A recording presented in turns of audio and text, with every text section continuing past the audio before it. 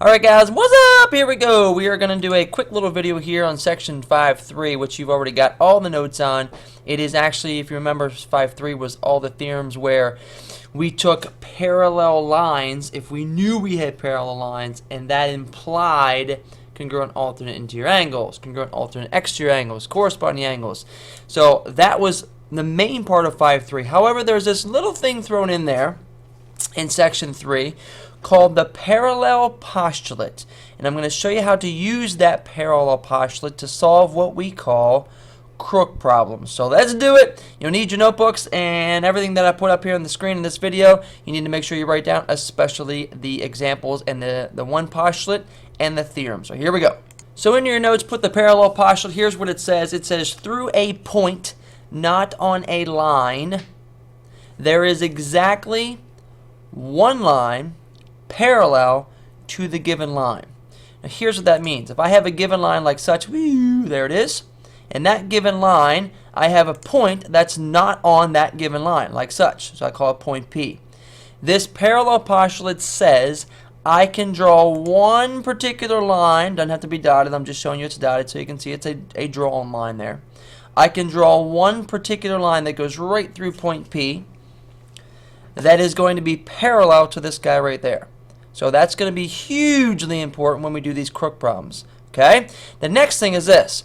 It is theorem 44. It says, hey, if I have two lines that are parallel to a third line, then they are parallel to each other. It means this. If I have A and B parallel, and then I introduce a third one where B is then parallel to C, the question is, then what can I conclude? Well, yes, you got it. The transitive property, oh yeah, the transitive property would allow me then to say A is parallel to C.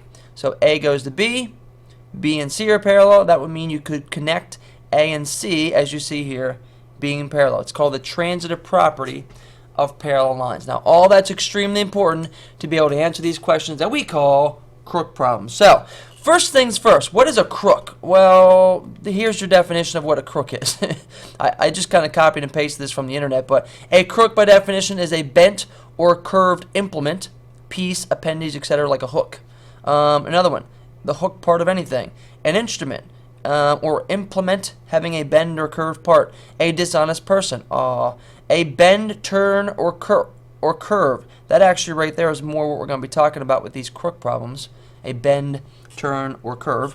The act of crooking or bending, or a pothook. Now, here's the first thing I thought of when I saw the word crook. A shepherd with his shepherd's staff, that actually thing is called a crook. It's a bend in the actual staff of this stick that they hold. Anyways, here's why crook problems get their name. In this example, you need to write in your notes. So let's say that we have two lines like these that are parallel. That's what these little symbols here mean. Remember, it means parallel. And here comes the Crook problem's name.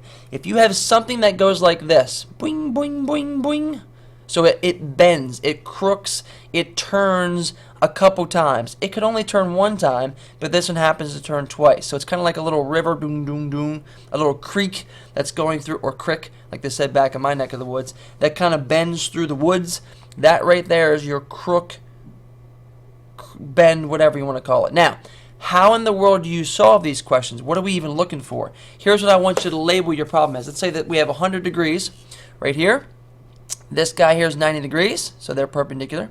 And down here is 20 degrees. And the question is going to be to find x. And you're going to say, Mater, what is x? Where is x located? Well, I'll tell you exactly where it's located. Nope, nope, nope, nope, yep, right here. So let's say we want to find the measure of that particular angle. Whoa, this is heavy. Well, what you're going to have to do is use the parallel postulate and the transitive property of parallel lines to answer the question. So here's what you do. You ready? So what you do at this point right here, so that point, hold on a second, this point right there, which is actually not on the line, I can draw one particular line that goes right through that point, oh looky there, that's parallel to this line. Now you might say, who cares? Well, here's why that's important, guys, because notice this. Let me change colors a second. Okay, here's why this is important, because as soon as you drew this parallel line, what you see, hopefully you see it, I see, oh, there's an angle, and up here's my other. Oh, looky there. I've just created a beautiful little Z shape. So since I have parallel lines, that implies my alternate interior angles are congruent. So that means that angle right there also is 100 degrees, which likewise, since these are supplementary, that makes this 80 and that makes this 80 because, again, they are parallel lines implying congruent alternate interior angles. Oh, wait a minute. That's kind of cool because if this is 80 and this thing right here originally is 90, just simple subtraction would tell me that that's 10 degrees. So write all that down because I have to erase this now to get to the next thing. But there's your first thing that we've done. We've drawn this parallel line through a point, not on the actual other line, but that parallel postulate allows us to do this to create alternate interior angles. Okay? So here's what you do next. Oh, looky here. I have this point. That's right. That's not on this line. Well, let me draw another line through that particular point that's parallel to the line. Oh, look. What it does, it creates this. Oh, yeah. It creates this guy, and this guy. A pair of alternate interior angles. And since I have parallel lines making those angles, that means this angle here has to be congruent to the other one. So therefore, I got that to be 20. By the way, keep in mind what we're looking for. We're looking for the measure of this entire angle right here. So we're almost there. We got this to be 20. Oh, does that mean it's 40, Mater? Because this is bisected? No. No. Because we don't know it's bisected. All we know is that this piece is 20. But don't forget what we had up here originally. Remember, we had this to be 80. Look at your notes. And we had this to be 10. So what, Mater? Well, this is really important because, look, this guy going down here. Oh, yeah. Look at that. That right there is another pair of alternate interior angles. Beautiful. So since I have parallel lines through the transitive property, I can connect these now. This angle and this angle must be congruent, so that means it's 10 degrees. So then my final answer, oh yeah, baby, is going to be 10 plus 20, which makes the final answer 30 degrees. So there you go. That is using the parallel postulate. And using that parallel postulate, you create a bunch of alternate interior angles, and they're all congruent, the alternate interior angles, at least the pairs, because parallel lines are implying it. And then you can use the transitive property to connect all these guys together to get down through here and finally get the measure of that angle. Oh, it's so beautiful. Okay, so there's that one. So next example I want you to write into your notes, and I want you to do is this one right here. Oh, look at that, baby, right there. So we got parallel lines. We're looking for angle W out here. This is 90. This angle right in here, let me draw this. This angle right in here is x plus 20. This angle right there is 3x minus 115. And this angle right here, oh, looky there. Looks like these are vertical angles. Hint, hint, hint. Is 2x minus 55.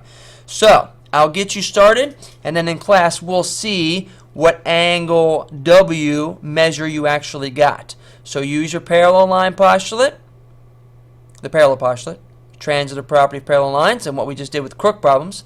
But start by saying, hey, these guys are vertical angles, so I would put 3x minus 115, oh yeah, equals this angle right here, 2x. Forgive me, I'm writing with a mouse. If you hear all the clicking, that's what it is.